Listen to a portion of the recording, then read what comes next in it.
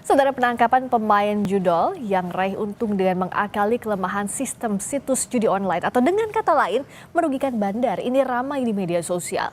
Banyak warganet curiga polisi menangkap pemain judol itu karena permintaan bandar judi yang dirugikan oleh komplotan ini.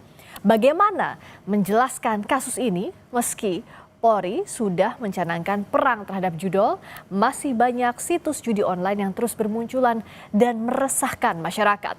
Kita ulas bersama dengan penasihat ahli Kapolri, Irjen Purnawirawan Arianto Sutadi, dan pengamat kepolisian dari ISES, Bambang Rukminto. Selamat malam Pak Arianto. Selamat malam Mbak Friska. Selamat malam juga Pak Bambang, sehat?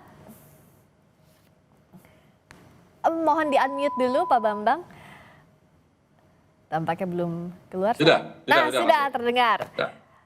Pak Bambang, ini kan ramai sekarang ya di media sosial, warganet bertanya-tanya, apa ini yang dilindungi tanda kutip adalah bandar? Apa yang harus dijelaskan sejelas-jelasnya oleh Polri?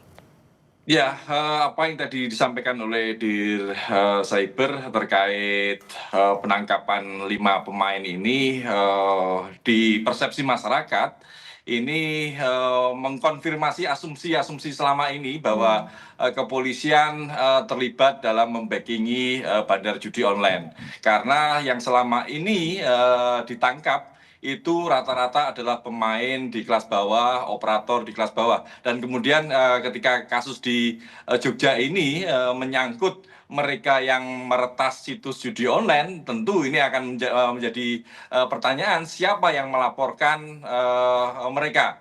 Tentu yang melaporkan adalah pihak yang paling dirugikan. Dalam tanda kutip hal ini adalah bandar judi online karena setoran-setoran judi online ini tidak bisa masuk ke rekening bandar judi online. Makanya penangkapan ini mengkonfirmasi asumsi-asumsi selama ini bahwa kepolisian ini dalam tanda kutip berpihak pada bandar judi online. Karena selama ini nyaris bandar judi online, nama-nama bandar judi online ini tidak tersentuh sama sekali. Pak Bambang, meskipun polisi bilang bahwa ini berdasarkan aduan masyarakat. Ya, aduan masyarakat pun itu juga harus clear siapa yang mengadu gitu. Selama ini memang kepolisian menyampaikan dalih-dalih seperti itu. Ini karena aduan masyarakat. Kalau semuanya menyangkut aduan masyarakat, selama ini kinerja Direktorat Cyber itu apa saja? Karena kalau menunggu aduan masyarakat dan tidak ada aduan masyarakat, apakah mereka tidak bekerja? Seperti itu. Makanya siapa yang mengadu dalam konteks ini, siapa yang mengadu? Tentu mereka yang paling dirugikan. Asumsi yang muncul pasti adalah bandar judi online. Seperti itu. Makanya kalau berpikir lebih progresif ke depan, seharusnya Dir Cyber ini bisa mengajak kerjasama para pemain yang membobol situs judi online ini untuk melacak bandar-bandar judi online itu, seperti itu. Untuk membongkar siapa bandarnya, begitu ya. Nah, saya ke Pak Arianto. Sebenarnya apa yang harus dijelaskan? Seperti yang jadi pertanyaan warganet, kalau aduan masyarakat kan banyak sekali, nggak jelas siapa pelapornya. Bandar juga masyarakat, pemain juga masyarakat, banyak yang bisa diatasnamakan masyarakat. Saya ingin menjelaskan akar permasalahannya ya. Permasalahannya sekarang begini. Polisi selama ini dicurigai oleh masyarakat bahwa kenapa bandar-bandar yang gede itu kan nggak pernah ditangkepin gitu ya. Sehingga polisi dituduh melindungi gitu kan. Dan kemudian ini kebetulan polisi sekarang menangkap pelaku judi pemainnya ya. Pemain. Tetapi kalau saya dengar kebetulan tadi saya telepon dengan ini ya Kadif Humas sana sehingga saya bisa menjelaskan apa yang dikerjakan oleh mereka itu. Jadi polisi ini kemarin itu kan menangkap 5 orang pemain, tapi dia menggunakan 1 orang koordinatornya ya. Yang 4-nya itu adalah sebagai yang taruhan atau apa gitu. Kemudian dia menggunakan situs-situs yang ada dari bandar yang lebih tinggi lah kurang lebih gitu. Memanfaatkan gitu sehingga dia mengambil keuntungan dari itu. Itulah yang kemudian kalau menurut laporan daripada Kadif Humas tadi itu, dari laporan intelijen polisi, cyber, kemudian ditangkaplah orang itu, gitu kan. Oke, ditangkap.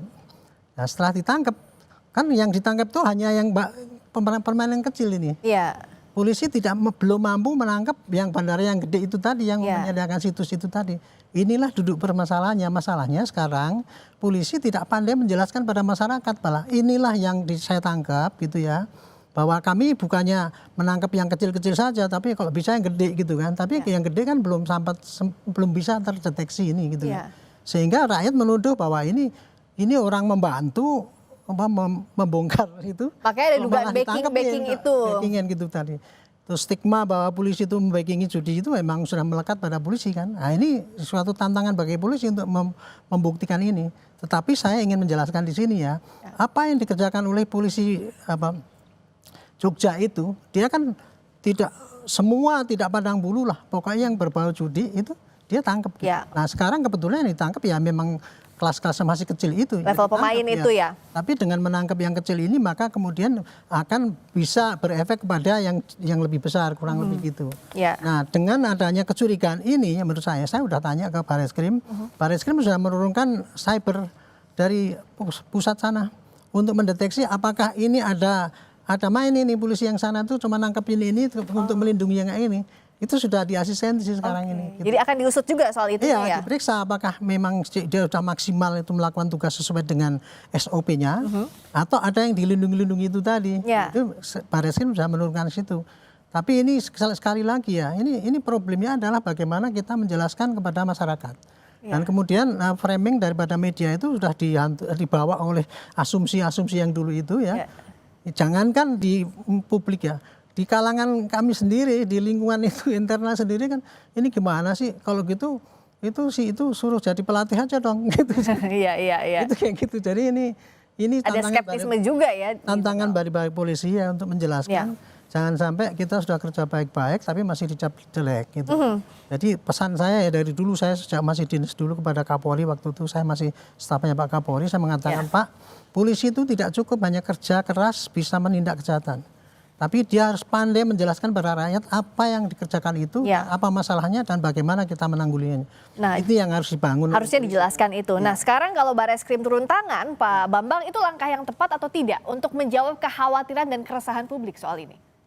Ya, saya melihat upaya yang dilakukan Barreskrim tentu harus didorong ya. Hanya saja ini jangan hanya sekedar seremonial saja. Kalau seolah-olah Barreskrim yang turun kemudian semuanya selesai gitu loh.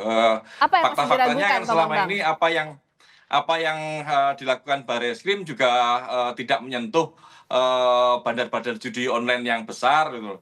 3 tahun yang lalu misalnya muncul diagram konsorsium 303 juga nyaris tidak ada yang tersentuh. Kemudian ada nama inisial T misalnya seperti itu, ada petinggi partai, ada petinggi elit politik yang nama-namanya juga disebut tapi semuanya tidak tersentuh. Jangan sampai apa yang dilakukan oleh Barreskrim ini malah melegitimasi bahwa tidak ada upaya untuk benar-benar serius untuk melakukan pemberantasan judi online gitu. Karena logika masyarakat itu kalau para pemain di level bawah itu bisa ditangkap, seharusnya pengepul itu sudah bisa ditelusuri gitu loh, bahwa persoalan dia berada di luar negeri atau sedang di mana itu persoalan lain, tapi nama siapa yang terkait dengan jaringan judi online ini bisa disampaikan oleh polisi secara transparan seperti itu. Tapi kan selama ini nyaris tidak ada penjelasan dari kepolisian terkait langkah-langkah strategis atau kemajuan yang signifikan terkait pemberantasan judi online ini. Hanya lebih pada kuantitas penangkapan para pemain-pemain di level bawah seperti itu. Nah jadi kalau tadi Pak Bambang meragukan nggak sampai pengepul, nggak sampai bandar yang dicokok oleh polisi. Itu tadi yang disampaikan Pak Bambang itu tadi, itu cerminan daripada kesan masyarakat pada polisi selama ini. Mudah-mudahan ini ya Barreskrim, polisi semua, polisi juga dengar ini apa yang dikatakan Pak Bambang ini. Itu pertanyaan publik yang harus dijawab kan selama ini. Dan ini merupakan tantangan bagi Humas Polri juga.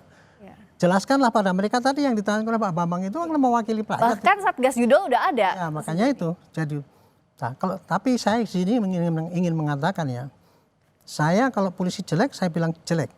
Tapi kalau polisi sudah bekerja dengan baik, ya jangan dibully gitu kan. Nah dalam hal ini saya melihat ya, polisi sudah bekerja. Itulah maksimal yang dia sudah kerjakan. Tapi itu pasti belum memuaskan masyarakat. Tapi paling tidak dia sudah berani menindak apa yang ada dilaporkan, apa yang dia tahu, ditindak sesuai dengan lingkup kemampuannya dia gitu. Nah kemudian kalau tantangan kemudian yang ini yang gede-gede nggak sampai terjangkau itu tantangan daripada polisi secara menyeluruh. Ya. Ini menjadi PR sebagai satu. Jadi saya menyikapi kayak ini nih. Ini sebetulnya perlu urusan. Kita sudah menindak, kok kemudian malah efeknya sangkanya kita melindungi yang bandar yang gede. Malah ada backfire. Tapi itu nggak bisa dielakkan oleh polisi. Enggak, saya udah kerjain, nggak bisa. Itu tantangan bagi polisi untuk bisa menjelaskan dan kemudian untuk menangkap judi-judi yang gede itu. Kalau memang polisi nggak mau dituduh sebagai dia pelindung backup yang gede-gede itu, ya ditangkepin yang gede-gede itu kan gitu kan. Baris-Krim kemudian menindaklanjuti ini tadi link yang itu tadi kepada yang atas dan dia berusaha bisa menangkap dan jelaskan pada masyarakat nih loh. Saya udah. Jadi apakah semestinya jawabannya adalah ya kami sudah menangkap saat ini di tataran pemain, tapi bandarnya akan kami kejar. Iya, mestinya kayak gitu. Paling tidak meyakinkan pada masyarakat dan memang itu bukan hanya omong-omong aja tadi dikatakan kan punya janji-janji tapi nggak ada buktinya. Atau minimal begini Mbak Friska, minimal 5 pemain yang ditangkap itu juga diajak kerjasama. Situs judi mana yang dibobol, terus bandarnya siapa yang dibobol. Saya rasa mereka memiliki kemampuan untuk mendukung upaya kepolisian melakukan pemberantasan judi. Kalau mereka saja bisa membobol, tentu dengan sarana prasarana Direktorat Cyber Bareskrim tentunya bisa lebih mampu dengan kualitas para pemain yang bisa membobol situs judi online tadi, seperti itu. Oke, jadi kalau di level bawah saja bisa membobol, harusnya di level Polri dengan segala sarana prasarananya bisa kelasnya harus lebih tinggi.